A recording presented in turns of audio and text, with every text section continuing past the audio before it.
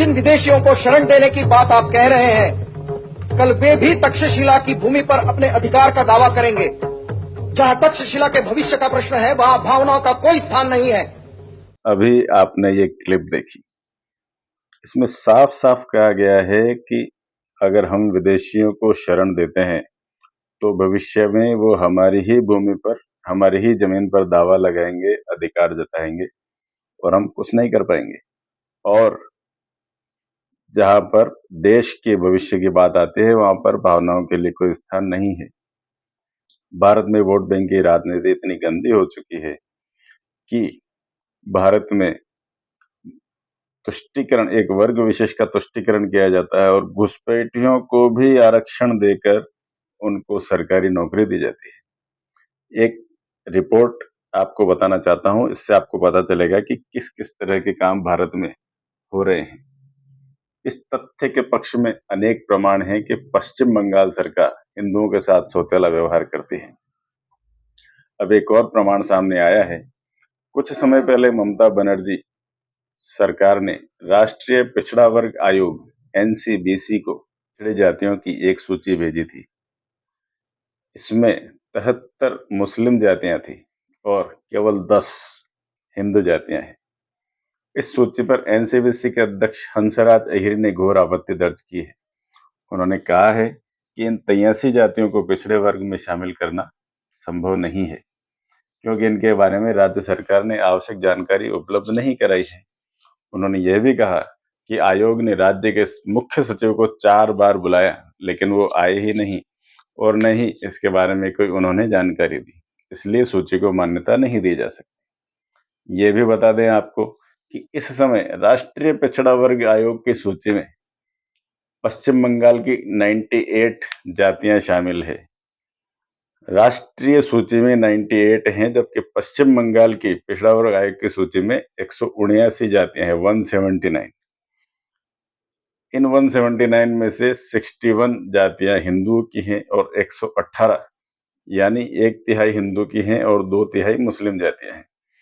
अब आप बताइए कि आंकड़ों के अनुसार पश्चिम बंगाल में हिंदुओं का प्रतिशत 71 है, 71, और मुस्लिम 27% हैं। इस अनुपात से राज्य के पिछड़े वर्ग की सूची में हिंदू जातियां अधिक होनी चाहिए थी, लेकिन वोट बैंक की गंदी राजनीति के चलते नेताओं ने ऐसा हिसाब लगाया है कि अब पश्चिम बंगाल में हिंदू पिछड़ी जातियों से अधिक मुस्लिम पिछड़ी जातियां हो गई हैं। एक जानकारी के अनुसार जिन 73 मुस्लिम जातियों को पिछड़े वर्ग में शामिल करने की बात कही है, उनमें से कई तो घुसपैठिए हैं, बांग्लादेशी और रोहिंग्या घुसपैठिए हैं। सबको पता है कि पश्चिम बंगाल में भोटिया मुसलमान कहां से आए हैं। दरअसल ये लोग बांग्लादेशी घुसपैठिए हैं और राज्य सरकार ने पिछड़े वर्ग में इनको शामिल कर लिया है, ओबीसी में शामिल कर लिया है। इस कारण राज्य में बड़ी संख्या में मुस्लिम घुसपैठिए भी सरकारी नौकरी कर रहे हैं। पिछड़े वर्ग के लिए निर्धारित आरक्षण का ज्यादातर लाभ मुसलमान उठा रहे हैं। उदाहरण के लिए पश्चिम बंगाल के चिकित्सा महाविद्यालयों को लिया जा सकता है। इन महाविद्यालयों में 3,351 सीटें हैं। इनमें 457 सीटें ए श्रेणी में भी शामिल पिछड़ी जातियों को मिलती हैं और इस ए श्रेणी में 91% मुसलमान हैं। इस आधार पर 457 में से 400 सीटें मुसलमानों के पास चली जाती हैं और केवल 57 सीटें हिंदुओं के लिए, हिंदू पिछड़ी जातियों के लिए बचती हैं। इस्लाम के अनुसार उनके यहाँ पर जाति की अवधारणा ही नहीं है, फिर भी वो लोग जाति के नाम पर आरक्षण का लाभ उठाते हैं।